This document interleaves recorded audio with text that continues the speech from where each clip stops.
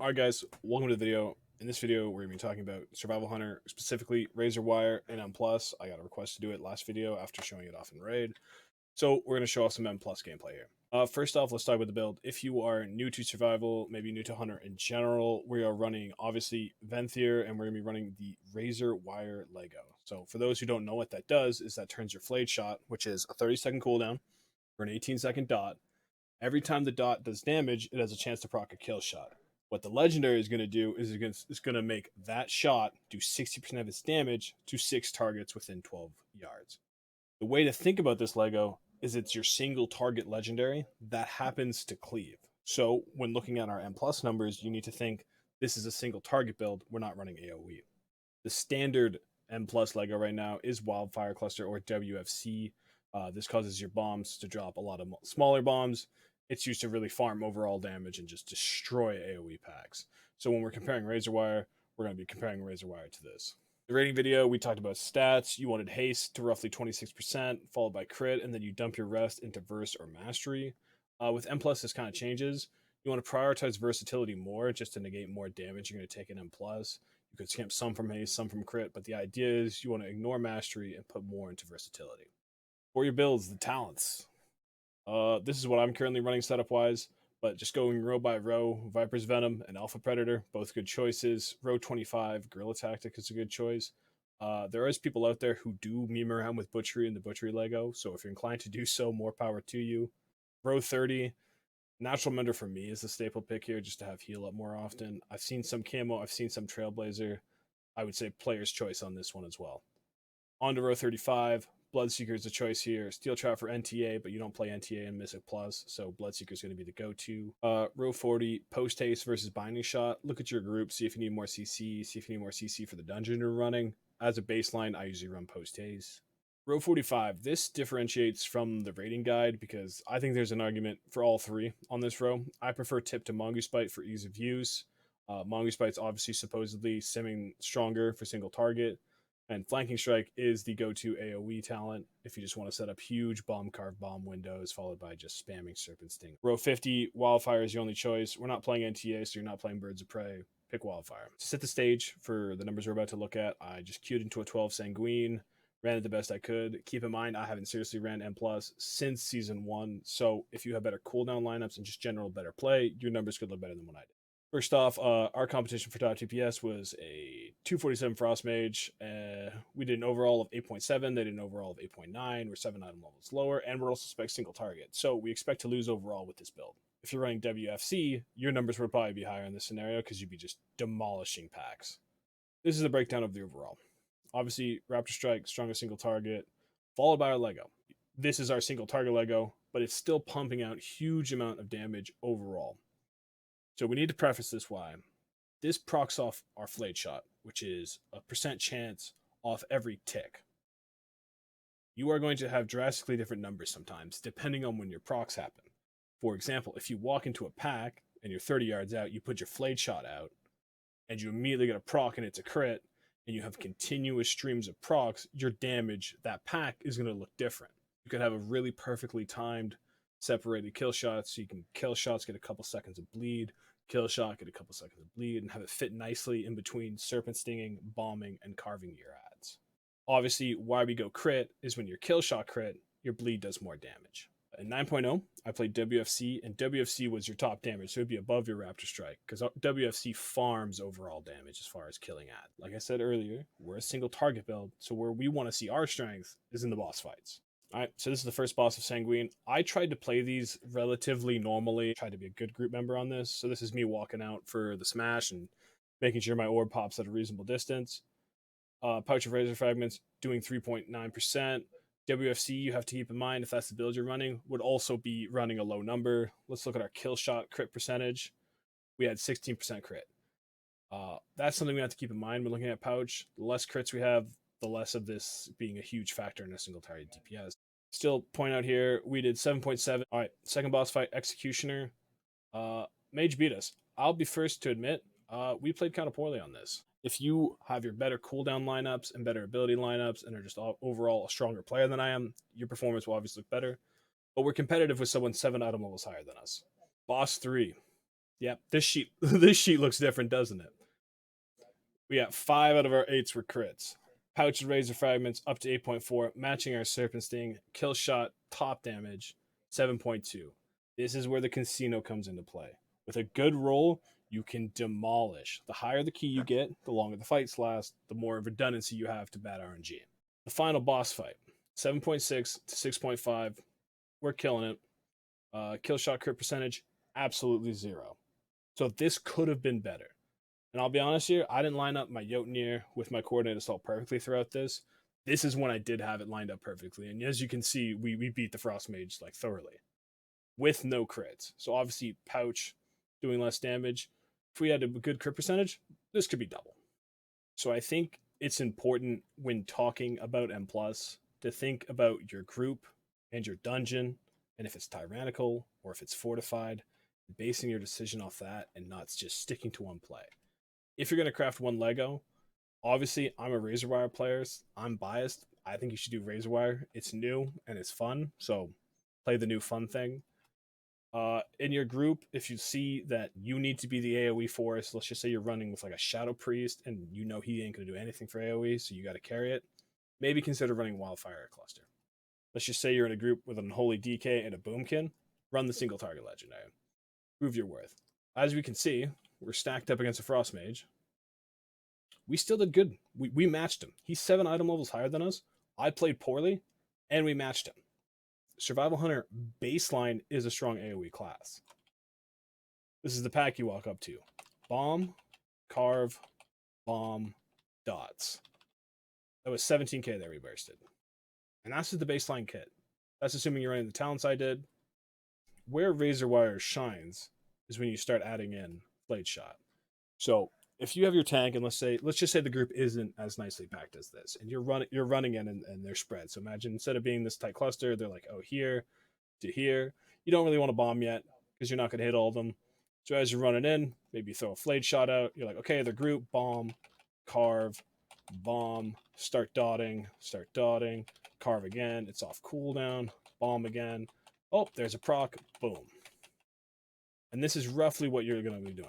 You're going to be dotting it up, carving it out, bombing it. Oop, another proc. Boom. We're holding 14 there. The strong windows for survival DPS is if a pack lasts around 18 to 20 seconds, you get a full Flay Shot off. Hopefully you get lucky with your procs. Obviously, look at that. Razorwire just dominating. How many kill shots we had? We only had 2. We had 2 in the entirety of a Flay Shot. I've had Flay Shots as high as 7. Keep that in mind. Were these crits too? No, they weren't crits. So this was a low end. I hope you enjoyed the showcase. After this, I'm going to do some highlights of the Sanguine 12 I ran, so you get to just see generally how it plays. I hope you enjoyed, and I hope you try Razorwire.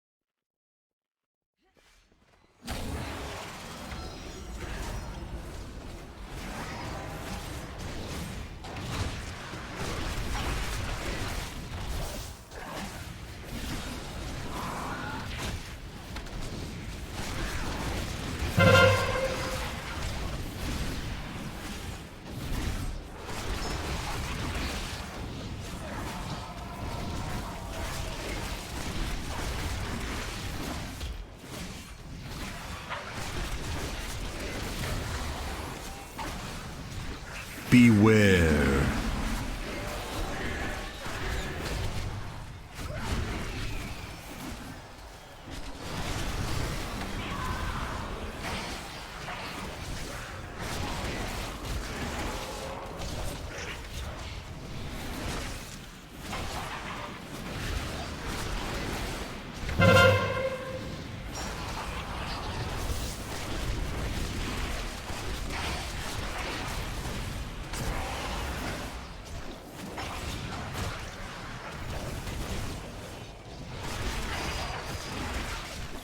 Beware.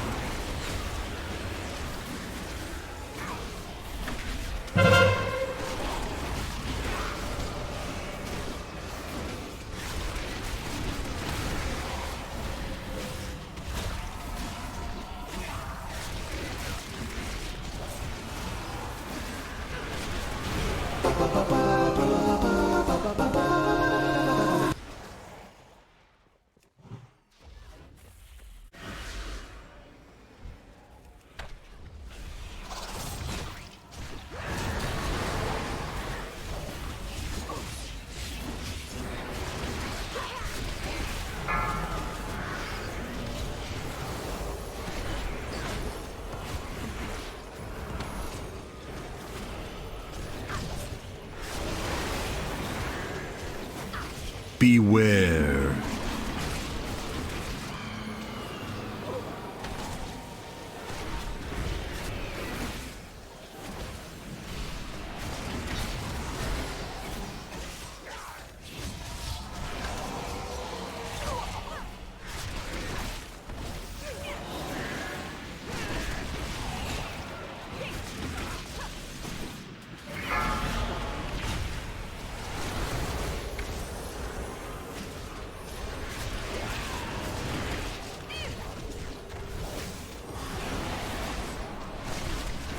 Beware.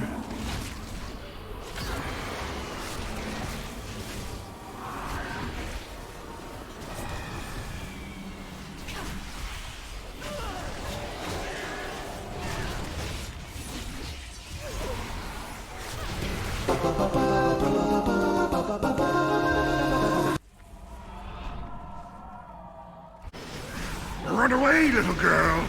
Run away.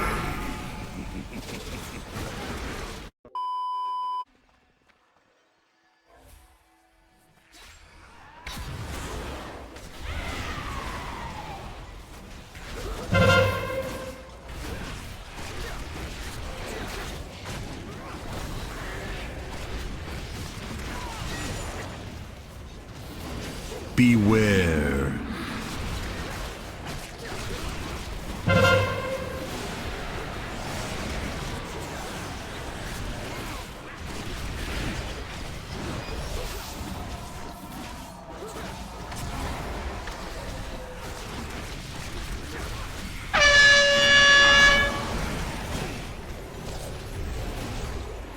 Beware.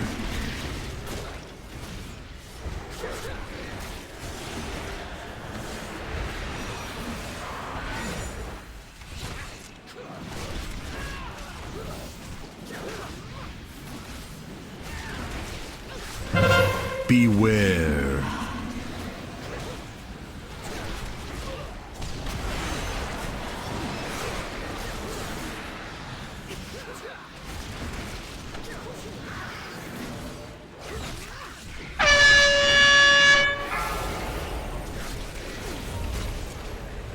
Beware.